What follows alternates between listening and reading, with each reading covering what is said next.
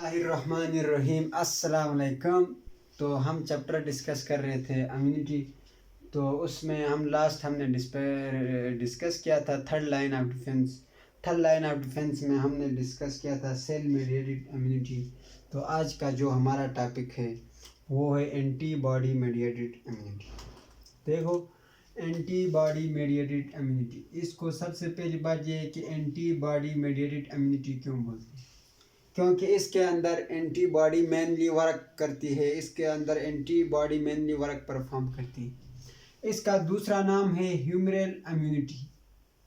Humoral immunity, इसको humoral immunity क्यों बोलते हैं? इसको ह्यूमरल इम्यूनिटी इसलिए बोलते हैं क्योंकि जो आपके एंटीबॉडीज़ है, जो आपके बी सेल्स, अगर टिपिकली बात करो, प्लाज्मा सेल्स से जो प्रोड्यूस होती है वो फ्लूइड के ज़रिए, लिम्फ के ज़रिए, ब्लड के ज़रिए इन्फेक्शन साइड में पहुंचती है।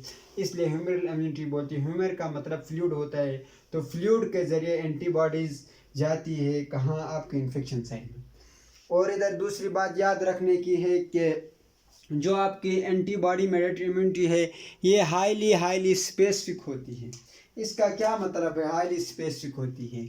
इसका मतलब ये है कि ये हाईली स्पेसिफिक है। It work against single pathogen, ये किसी सिंगल पैथोजन के अगेंस्ट वर्क करेगी। जैसे हमने फर्स्ट लाइन और सेकंड लाइन पढ़ा था, तो फर्स्ट लाइन ऑफ डिफेंस और सेकंड लाइन ऑफ डिफेंस वो नॉन स्पेसिफिक थी, वो work against wide variety of pathogens work करती थी। लेकिन ये हाईली स्पेसिफिक है, work against single variety of pathogen, किसी सिंगल पैथोजन के अगेंस्ट वर्क करेगी। उसके बाद देखो, इधर मेनली रोल किसका होता है? ह्यूमरल इम्यूनिटी या एंटीबॉडी मेडिएटेड इम्यूनिटी में इसमें मेनली रोल होता है एंटीबॉडीज़ का। तो हम देखते हैं एंटीबॉडीज़ क्या होती है। Antibodies are produce in bone marrow, जो आपका बोन मेरो है उधर आपकी एंटीबॉडीज़ प्रोड्यूस होती हैं और स्टे हियर, और वहाँ रहती है। ये एंटीबॉडीज़ बोन मेरो में होती है। देखो, antibodies produce by B cells, आपके बी सेल्स एंटीबॉडीज को प्रोड्यूस करते हैं। ऐसे हर टाइम प्रोड्यूस नहीं करते, ऑन देयर नीड, उनकी ज़रूरत पे करते हैं। और जो आपके बी सेल, बेसिकली मैं आपको बता रहा था, उधर हमने पढ़ा था टी सेल का होते थे, उधर जो सेल मेडिएटेड इम्यूनिटी थी उधर टी सेल। जो आपके बी सेल है, मैंने कहा था सेल मेडिएटेड इम्यूनिटी में, देखो मैंने आपको बताया था T cells are produce in bone marrow and migrate to blood, और वो माइग्रेट ब्लड करते थे, टिश्यू में आके वो मिच्योर होते थे। लेकिन बी सेल में ऐसी बात नहीं। B cells produce and stay in bone marrow, जहाँ प्रोड्यूस होते हैं वहाँ ही रहते हैं। ये दोनों बातें याद रखने की। टी सेल्स जो हैं, टी लिम्फोसाइट्स, जो आपके टी लिम्फोसाइट्स है वो कहाँ प्रोड्यूस होते हैं? वो बोन मेरो में प्रोड्यूस होते हैं, बट लेकिन वो टिश्यू में आते हैं और टिश्यू में आके वो मेच्योर होते हैं। लेकिन produce and stay in bone marrow B cells होते हैं। अब एंटीबॉडीज़ की मज़ीद फर्दर हम डिटेल देखते हैं। Antibodies are also called immunoglobulins, antibodies को अमीनोग्लोबिन्स बोलते हैं। क्यों? क्योंकि एंटीबॉडीज़ जो है वो इम्यून सिस्टम प्रोटीन्स है, इसलिए इनको अमीनोग्लोबिन्स, लफ्ज़ ग्लोबिन प्रोटीन के लिए यूज़ होता है। एंटीबॉडीज़ की डिफिनीशन देखें। केमिकली प्रोटीन्स, एंटीबॉडीज़ क्या होती है? केमिकली प्रोटीन्स होती है in blood plasma and lymph, blood plasma और लिम्फ में मौजूद होती है। और आपकी एंटीबॉडीज़ केमिकली क्या होती है? प्रोटीन्स होती है। और एक बात है, इधर बहुत सारे बच्चों को कन्फ्यूजन होती है। कन्फ्यूजन ये होती है, देखो कि वो ये समझते हैं कि एंटीबॉडी जाके खुद लड़ता है, तो ऐसी कोई बात नहीं। एंटीबॉडी नहीं लड़ता है। Antibody help in fighting against bacteria and viruses, जो आपके पैथोजन के अगेंस्ट फाइटिंग के लिए हेल्प करती है। उसके बाद हम स्ट्रक्चर ऑफ एंटीबॉडीज़, एंटीबॉडीज़ की स्ट्रक्चर के ऊपर बात करते हैं। सही है। तो एंटीबॉडी वाई शेप स्ट्रक्चर होता है। अभी देखें, इसके जो मैंने रेड कलर से जो आपको शो किया है वो वेरिएबल रीजन्स होते हैं। वेरिएबल रीजन से मतलब हर एंटीबॉडीज़ के ये रीजन्स अलग अलग होते हैं। मतलब स्पेसिफिक एंटीजन के लिए, मतलब हर अभी कोई अलग, कोई दूसरे कोई बैक्टीरिया का एंटीजन है, उसका नाम है ए, उसके लिए ये वेरिएबल रीजन अलग होगा। किसी का नाम बी, उसके लिए अलग होगा। सी अलग, फर्दर ऊपर इस तरह होगा। उसके बाद ये ऊपर वाली साइड नहीं, ये एंटीजन बाइंडिंग साइड है। एंटीजन बाइंडिंग साइड के ऊपर 110 to 130 अमाइनो एसिड्स, मतलब वेरिएबल अमाइनो एसिड्स होते हैं। वेरिएबल रीजन वेरी करते हैं, मतलब एंटीबॉडीज़ डिफरेंट एंटीबॉडीज़ में डिफरेंट होते हैं। उसके बाद constant region is constant ever, वो हर टाइम कांस्टेंट रहता है। तो अभी हम आगे देखते हैं मैकेनिज्म क्या है, सेल मेडिएटेड इम्यूनिटी का मैकेनिज्म देखते हैं। अभी देखो, जो मैंने आपको पिछले लेक्चर में बताया था, आपके टी हेल्पर सेल्स हैं, वो एक्टिवेट करते हैं, वो जगाते हैं, हेल्प करते हैं बी सेल्स को। T helper cells send signal to B cell, आपके बी सेल को सिग्नल सेंड करते हैं। बी सेल बी लिम्फोसाइट्स भी बोलते हैं। B lymphocytes and T lymphocyte are most abundant form of lymphocytes. Lymphocyte की most abundant forms B cell और T cell, इनको बी लिम्फोसाइट या टी लिम्फोसाइट। जब ये एक्टिवेटेड होंगे, एक्टिवेटेड होने के बाद क्या होगा, देखिए एक्टिवेटेड होने के बाद some are converted into memory cells, कुछ कन्वर्ट होंगे मेमोरी सेल में और कुछ कन्वर्ट होंगे प्लाज्मा सेल में। अभी देखो, कुछ कन्वर्ट होंगे मेमोरी सेल में, mostly convert into plasma cell, mostly ज़्यादातर कन्वर्ट होंगे प्लाज्मा सेल में। जो आपका मेमोरी सेल है, इसका काम क्या है, ये अपने पास मेमोरी रखेगा कि फलां टाइम पे फलां पैथोजन ने वो क्या था, मतलब आपकी बॉडी के ऊपर अटैक करेगा था, वो उसके पास सारी इन्फॉर्मेशन रिकॉर्ड अप होगी। जब दूसरी बार वो अटैक करेगा तो ये मेमोरी सेल पहले से ही अपने आप को रेडी रखेगा लड़ने के लिए, पहले से ही अपने आप को तैयार रखेगा।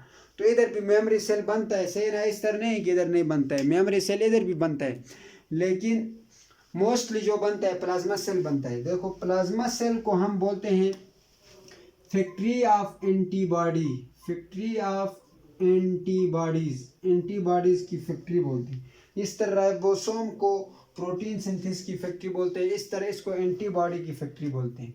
देखो, आपके प्लाज्मा सेल से क्या होगी, एंटीबॉडीज रिलीज होंगी। हमने एंटीबॉडीज के बारे में सारा डिटेल सब कुछ पढ़ा है।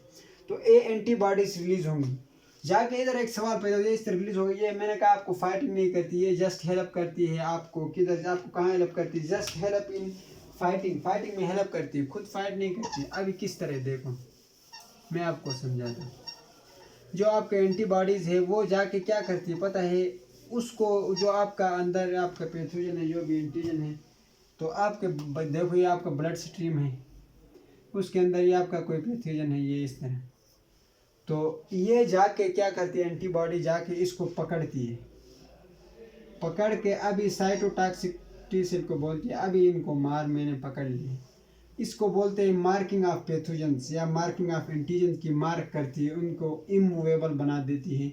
ये फंक्शन ऑफ एंटीबॉडीज है, ऑप्शनाइजेशन मेन फंक्शन ऑफ। इस तरह दूसरा एंटीबॉडी आके इनके ऊपर अटैक करेगा, इस तरह इनको उनकी जगह पे मार्क करेगा, उनकी जगह में टैग लगाएगा। उसके बाद लास्टली हमारे पास आता है फंक्शन ऑफ एंटीबॉडीज। सबसे पहला फंक्शन है एंटीबॉडीज का न्यूट्रलाइजेशन ऑफ टॉक्सिन्स। जो आपके टॉक्सिन्स है उनको न्यूट्रलाइजेशन करेगी। न्यूट्रलाइजेशन क्या होती है, उनको बिल्कुल ख़त्म करेगी, न्यूट्रलाइजेशन ऑफ टॉक्सिन्स। और ऑप्शनाइजेशन ऑफ टॉक्सिन्स, टॉक्सिन्स की ऑप्शनाइजेशन करेगी। ऑप्शनाइजेशन मीन्स उनको इमूवेबल बनाएगी, इमूवेबल बनाएगी, उनको उस जगह में टैग लगाएगी। टैग लगाने के बाद क्या होगा, आपका साइटोटॉक्सिक टी सेल आके उसके ऊपर अटैक करेगा। उसके बाद activate complement system. Complement system हमने इससे पहले डिस्कस किया है। कंप्लीमेंट सिस्टम या कंप्लीमेंट प्रोटीन्स, हमने कहा ये टिपिकली बात करें तो वर्क करता है against bacteria, work against bacteria, work against bacteria, bacteria के अगेंस्ट वर्क करता है। तो इसको भी हेल्प करती है एक्टिवेट करने में। देखो इधर तक ना हमारी, जो मैंने आपको शुरू में जो मेरा इस चैप्टर के ऊपर शुरू में मैंने जो वीडियो अपलोड किया है उसमें एक कहानी बताई थी, वो कहानी इधर आके कंप्लीट होगी। तो वो मैं आपको वो कहानी दोबारा रिपीट करता हूँ। ये कहानी याद रखोगे आपको पूरा चैप्टर समझ में आएगा फिंगर टिप्स में, अगर नहीं रखोगे तो फिर मुश्किलात है आपको।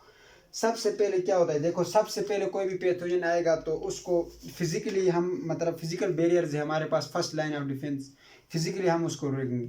अगर देखो फर्स्ट लाइन ऑफ डिफेंस में कट लग गई या फेल हो गई तो फिर आता है सेकंड लाइन ऑफ डिफेंस। उसमें भी स्पेशलाइज्ड वाइट ब्लड सेल आते हैं, उनमें सबसे पहले मैंने आपको कहा था न्यूट्रोफिल्स पहुंचते हैं। न्यूट्रोफिल्स जाते हैं, जाके जो आपका पैथोजन है उसको मारने की कोशिश कर देते हैं, अगर समझो वो भी फेल हो गए। और न्यूट्रोफिल्स और मैक्रोफेज पहुंच जाते हैं। मैक्रोफेज बहुत बड़े बड़े सेल्स होते हैं, वो एट अ टाइम मेरे ख्याल में 100 सेल्स वो एक टाइम में वो कर सकते हैं। तो न्यूट्रोफिल्स खुद भी मरते हैं, उनको भी मार देते हैं, सही है ना। उसके बाद न्यूट्रोफिल से वो नहीं होती, उसके बाद मतलब सेल के अंदर तबाही मच जाती है। उसके बाद आता है brain of immune cell, dendritic cell आते हैं, आके समझो वो 3-4 को डिस्ट्रॉय मतलब 10-20 को डिस्ट्रॉय भी करता है। करने के बाद उनको एंटीजन प्रेजेंटिंग उनके एंटीजन को अपनी सरफेस के ऊपर प्रेजेंट करता है, जाके लिम्फ नोड में जाके जाता है। लिम्फ नोड में जाके फिर उधर लिम्फ नोड में टी सेल्स और बी सेल्स होते हैं। अब इधर से आगे स्पेसिफिक शुरू होता है, स्पेसिफिक डिफेंस मैकेनिज्म, यानी किसी स्पेसिफिक पैथोजन के against specific antibody, specific T cell जाके वर्क करना। उधर लिम्फ नोड में जाता है, लिम्फ नोड में जाके दिखाता है देखो आपके पास इस पैथोजन के खिलाफ लड़ने की सेल है, तो उसके उधर मतलब बहुत मिलियन ट्रिलियन से मतलब बी लिम्फोसाइट, टी लिम्फोसाइट, सबसे पहले उधर टी लिम्फोसाइट आता है। और टी लिम्फोसाइट यूं ही उस एंटीजन को देखता है, देखने के बाद अब मतलब आप डिवाइड रेपिडली अपने आप को डिवाइड करके ज़्यादा से ज़्यादा बनाता है। तो उनमें टी लिम्फोसाइट की 4 टाइप्स होती है मजीद फर्दर। उनमें से जो मेन जाके अटैक करती है वो होती है साइटोटॉक्सिक टी सेल्स या किलर टी सेल्स भी बोलते हैं। वो ब्लड स्ट्रीम में आती है, ब्लड स्ट्रीम में आके अटैक करती है। अटैक करके वो भी मतलब जो बैटल को, जंग को ख़त्म नहीं कर सकती है। उसके बाद टी हेल्पर सेल्स होते हैं, टी सेल के, टी लिम्फोसाइट के टाइप है टी हेल्पर सेल्स। जो आपके टी हेल्पर सेल्स हैं वो जाके मैंने देखा T helper cells send signal to B cell, वो बी सेल को सिग्नल सेंड करते हैं। उसके बाद वो एक्टिवेट हो जाते हैं। एक्टिवेट होकर वो क्या बनाते हैं, एंटीबॉडीज़ बनाते हैं। वो एंटीबॉडीज़ आके आपके जो पैथोजन है, आपका एंटीजन है, उसको रोकते हैं। रोक कर फिर उसको मौका देते हैं कि अभी आओ मारो इसको। इसी तरह आपका पूरा जंग बैटल आपका ख़त्म होता है। तो इसमें हमारा वो हो गया आज हमारा चैप्टर। उसमें आखिरी लास्ट 2 टॉपिक बचते हैं, वो भी इंशाल्लाह वल अज़ीज़ हम अपलोड करेंगे। एलर्जेंस और एक और टॉपिक बचते हैं, वो भी हम इंशाल्लाह कर लेंगे।